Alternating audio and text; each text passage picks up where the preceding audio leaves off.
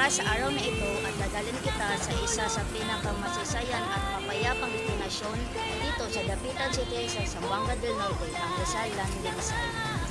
Ito ang mismo lugar kung saan unang dumating ang ating pabansang bayani na si Dr. Jose Rizal noong siya ay pinatapon noong 1892. Tara, mag-explore tayo. Sa likod ko mismo ay ang sikat na Rizal Landing Site na matatagpuan sa Barangay Santa Cruz, ang landmark. Ito ay tatampok ng kasing laki ng mga estatwa ni Rizal at ng mga Espanyol na opisyal na kasama niya. Ang lugar na ay malinis, well-maintained at perfecto para sa mabisang paghinto kapag naglilibot sa dapitan.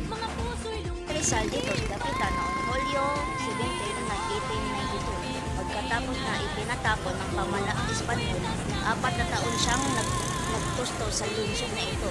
Nagtayo ng paaralan, tumulong sa komunidad na practice ng medisina at lumikha ng ilan sa kanyang pinakadakilang mga gawa. Ang landing site ay nagmamarka sa eksaktong punto kung saan siya unang tumungtong sa Mindanao. Kambanang bagay dito ay ang mapayapang baybayin, ang simoy ng dagat, ang mga alon at ang mga tanawin ay ginawa itong isang perpektong hinto para sa sino mang bumisita sa dapitan. Kung bumisita ka sa dapitan, ito ay isang dapat stop para sa mga kalarawan, ang mga estatwa, ang mga sea backdrop at ang mga nakarelak na kapaligiran ay ginawang perfecto para sa mga litrato sa paglalakbay. The best experience, visit during sunrise or late afternoon. The lighting is perfect for photos and the weather is perfect. And that's the end of our tour here at the Rizal Landing Site in Dapitan City. I hope you enjoy learning about this historic spot. If you are planning to explore Dapitan, make sure to add this your itinerary.